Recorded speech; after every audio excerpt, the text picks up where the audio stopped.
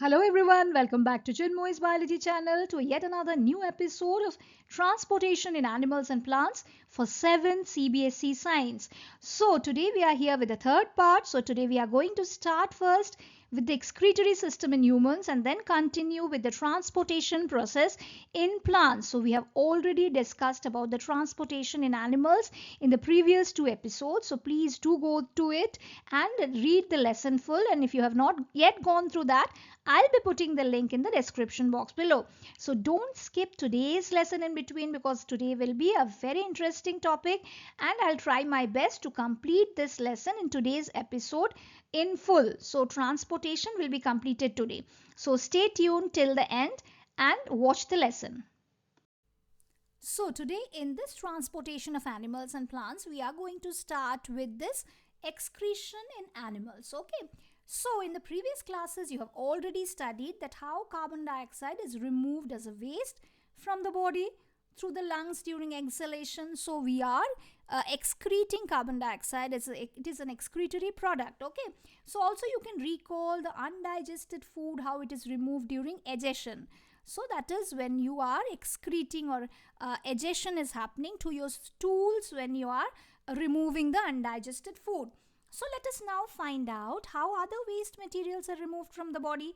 That is, other unwanted materials, how they are removed from the body. So when our cells, they perform, certain waste products are released. So certain functions are performed in the cells which lead to certain waste products. Okay, so these are toxic and hence they need to be removed from the body. So the process of removal of wastes produced in the cells of the living organisms is called excretion. So what is the definition of excretion? The process of removal of toxic substances which are produced in the cells of living organisms is called excretion, and the parts involved in this excretion is called the excretory system. Is it clear now? Now we will move on to the excretory system of humans. Okay.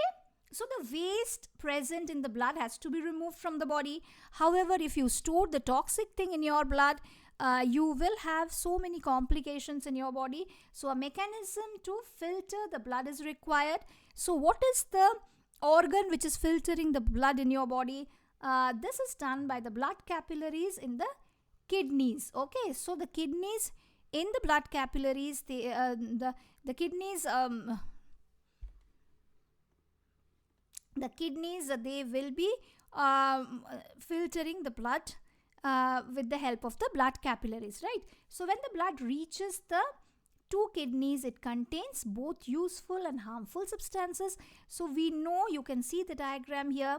So these are two bean-shaped kidneys, and blood is filtered here and we get the pure blood from this, and the wastes usually they are dissolved in water and removed as urine. So urine is the excretory product, and from the kidneys the urine goes to the urinary bladder. So from the kidneys it is going to the urinary bladder, where the urine is stored and it is passing through the ureter. So ureter is acting as a tube which is carrying the urine from the kidney to the urinary bladder, and then it is ejected out through the urinary opening, that is urethra. Okay. Now here let us see.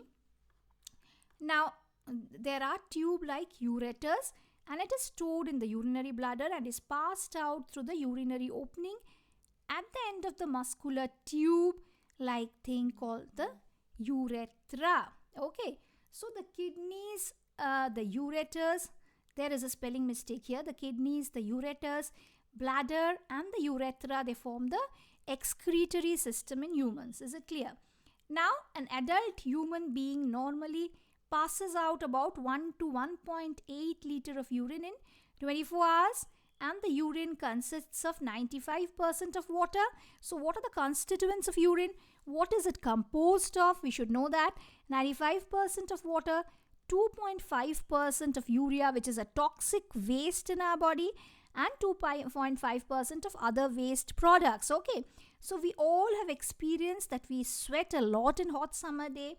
The sweat is also an excretory product which contains water and salts. Now, Bujo has seen that sometimes in summer white patches are formed in our clothes, especially in the areas of underarms. What are these marks? These are actually sweat marks, and sweat actually it keeps the body cool. So, does sweat serve any other function? Yeah, we know that water kept in an earthen pot or matka is cooler. This is because water evaporates from the pores of the pot, which causes cooling. So, like that only, when we are evaporating sweat from our body, it causes our body cool. So, the same way how the matka is kept cold, earthen pot is kept cold when the water evaporates, like that only our body is also kept cold by sweating during summer. Paheli wants to know whether other animals also urinate or not. So, they are also having excretory organs, right? So, let us see that. So, after having studied about the excretion in humans, Paheli is having a question in mind that whether all other animals are also having this type of excretory system or not. So, the way in which the waste chemicals are removed from the body of the animal, it depends on the availability of water. Okay, so aquatic animals like fishes excrete cell waste as ammonia, which is directly dissolving into water. Some land animals like birds, lizards, snakes excrete a semi-solid white colored thing which is made up of uric acid, and the major excretory product in humans is actually urea.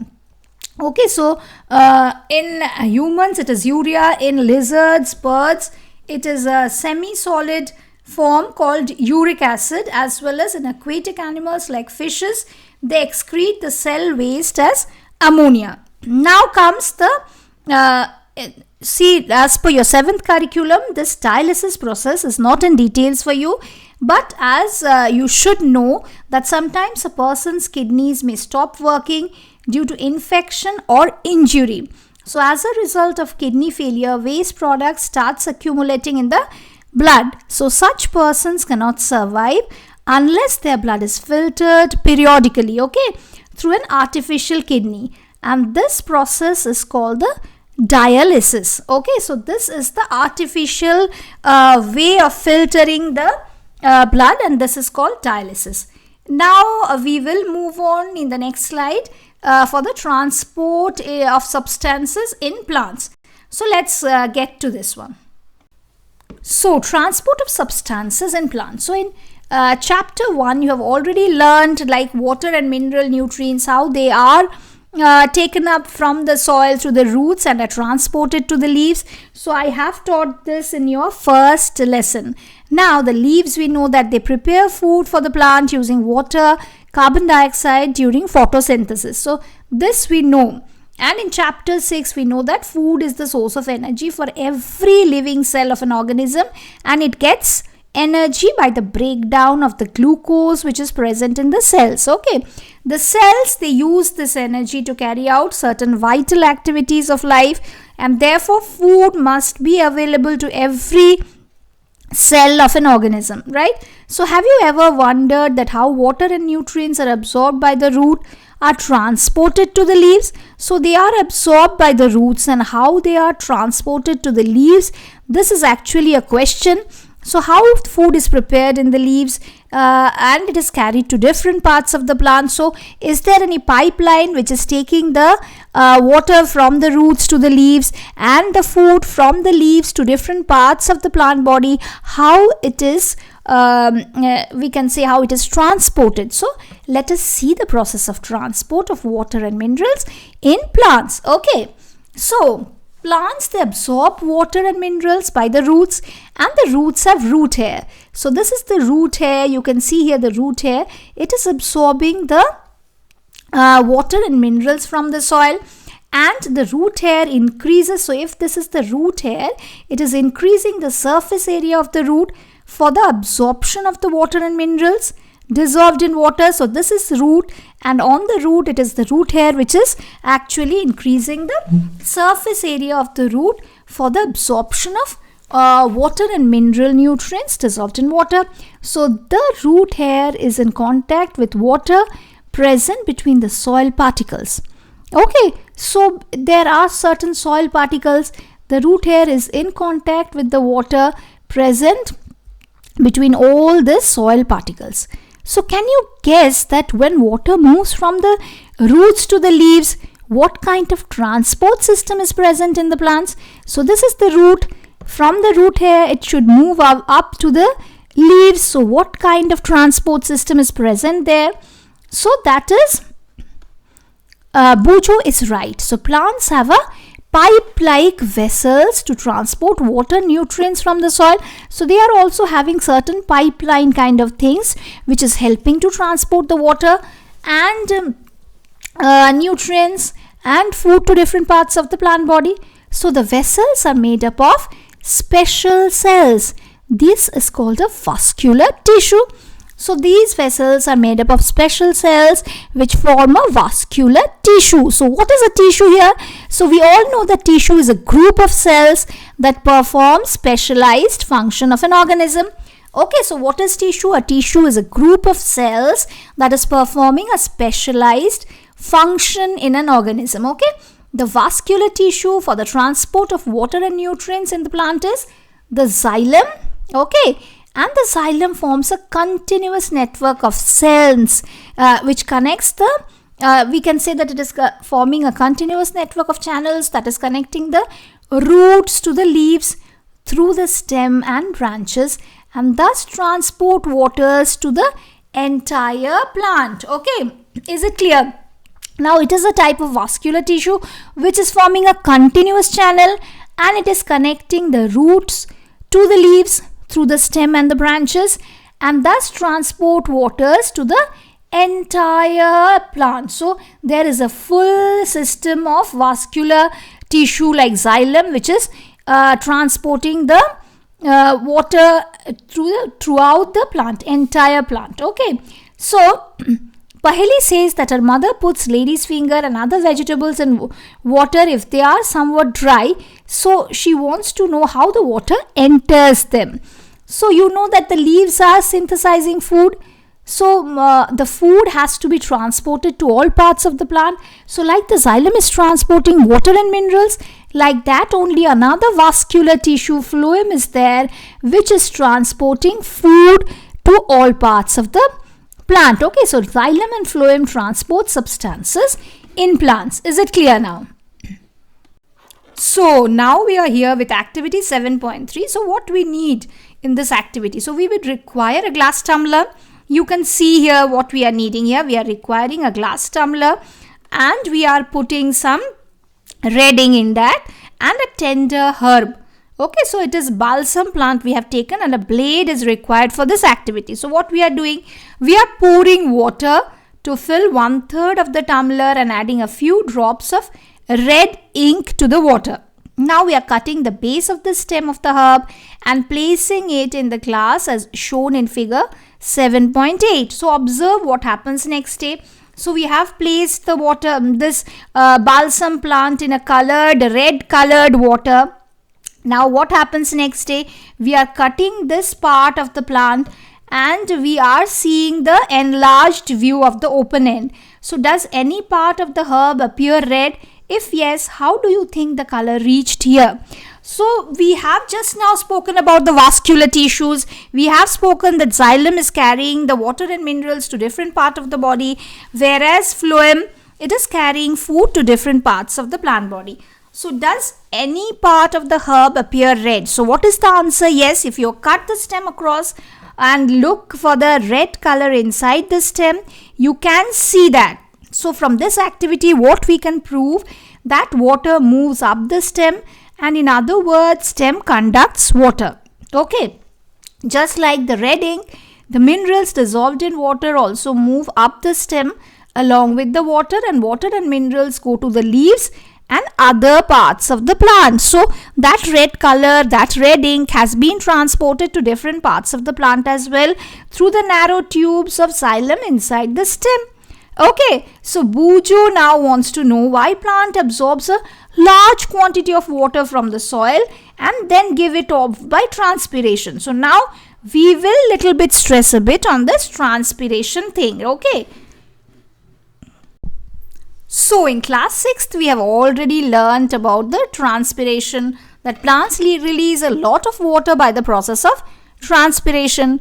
Plants absorb the mineral nutrients and water from the soil, and not all the water is absorbed and utilized in the leaves and in the plant. The water evaporates also through the stomata present on the surface of the leaves by the process of transpiration, right? So the evaporation of water from the leaves generates what? So when the water is evaporating from the leaves, there is a suction pull inside the plant, and it keeps on sucking water from the roots, and that you produce when you suck water through a straw. Like when you keep on sucking water through a straw, same thing happens. Water is being lost from the leaves and water is being sucked through the xylem from the roots, okay, which can pull water to great heights in tall trees as well. So transpiration also is another process of cooling the plant. So what all important things we have studied today?